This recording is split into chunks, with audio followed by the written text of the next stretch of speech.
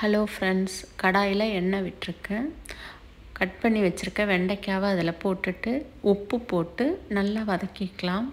வெண்டைக்காய் வதக்கிறப்ப கொஞ்சம் எண்ணெய் நிறைய விட்டால் அது நல்ல டேஸ்ட்டாக இருக்கும். வதக்கினோன்னே மிளகாத்தூள், உப்பு, மஞ்சத்தூள். எனக்கு கொஞ்சம் உப்பு பத்தாத மாதிரி இருந்தது, அதனால் நான் கொஞ்சம் எக்ஸ்ட்ரா போட்டிருக்கேன். மிளகாத்தூள், உப்பு, மஞ்சத்தூள், தயிர் போட்டு நல்லா வதக்கிக்கலாம். கொஞ்சம் தண்ணியும் தெளித்து வேக வச்சு எடுத்துக்கலாம். இது வதங்கினோன்னு மிளகாத்தூள் போட்டால் தான் கரெக்டாக இருக்கும். அந்த வெண்டைக்காய் டேஸ்ட்டு ரொம்ப நல்லாயிருக்கும். எல்லாருக்குமே தெரிஞ்சிருக்கும். நல்லா வதக்கி எடுத்தாச்சு. நான் கொஞ்சம் வெந்தால் தான் பிடிக்கும், அதனால் தண்ணி தெளிச்சிருப்பேன். அது ரெடி ஆயிடுச்சு. அதுக்கிடையில் சின்ன வெங்காயம், தக்காளி, பச்சை மிளகாய், கருவேப்பிலை எடுத்து வச்சுருந்தேன். வாழைப்பூவை தண்ணியும் தயிரும் போட்டு கலந்து வச்சுருந்தேன். துவரம்பருப்பு வேக வச்சு எடுத்து வச்சுருக்கேன். ஒரு குக்கரில் எண்ணெய் விட்டுட்டு கடுகு, உளுத்தம்பருப்பு, காஞ்ச மிளகாய், மிளகு, ஜீரகம், வெந்தயம் போட்டு தாளிச்சிட்டு அது கூட வெங்காயம், தக்காளி எல்லாம் போட்டு வதக்கிட்டு அது கூடவே கழுவுன வாழைப்பூவையும் போட்டுட்டு உப்பு போட்டு நல்லா மிக்ஸ் பண்ணி விட்டுட்டு தேவையான அளவு தண்ணி விட்டு குழம்புத்தூள் போட்டு கொதி வந்தோன்னே ஒரு 3 விசில் விட்டு எடுத்துக்கலாம். இது கொஞ்சம் நீட்டமாக போட்டிருக்கேன் சாம்பாருக்கு போடுறதுனால. அதுக்கிடையில் புளியும் கரைச்சி எடுத்து வச்சுட்டேன்.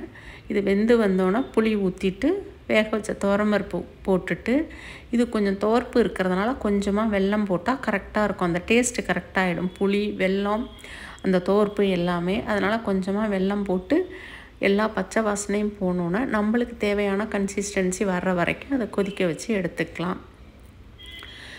இது வாழைப்பூவில் சாம்பார் வைக்கலாம், புளிக்குழம்பு வைக்கலாம், குருமா வைக்கலாம். நம்ம இஷ்டம்தான். கூட்டு வச்சுக்கலாம், எல்லாமே வடை சுட்டுக்கலாம் எல்லாமே. அதுக்கப்புறம் சின்ன உருளைக்கிழங்க வேக வச்சு 2 கட் பண்ணி வச்சுருக்கேன். சின்ன வெங்காயம், தக்காளி, கருவேப்பிலை எடுத்து வச்சுருந்தேன்.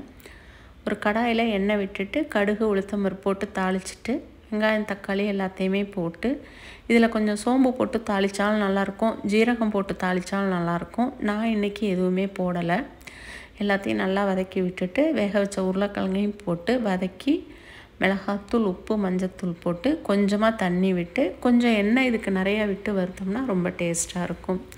இதுவும் சாம்பார் சாதம், தயிர் சாதம், ரசம் சாதம் எல்லாத்துக்குமே ரொம்ப நல்லாயிருக்கும். நான் எப்போயுமே கொஞ்சம் தயிர் விட்டு பழகுனதுனால, இது ஆப்ஷனல் தான், நான் தயிர் விட்டு பழகுனதுனால தயிர் விட்டுருக்கேன். தயிர் விடாமையும் காரசாரமாக ரொம்ப நல்லாயிருக்கும். இதுக்கிடையில் சாம்பாரும் ரெடி ஆயிடுச்சு, உருளைக்கிழங்கும் ரெடி ஆயிடுச்சு. அன்னைக்கு லன்ச் பிளேட் எங்களுக்கு இது தான். வாழைப்பூ சாம்பார், வெண்டைக்காய் பொரியல், சின்ன உருளைக்கிழங்கு வறுவல், நார்த்தங்காய் ஊறுகாவோட. தேங்க்யூ. தேங்க்ஸ் ஃபார் வாட்சிங்.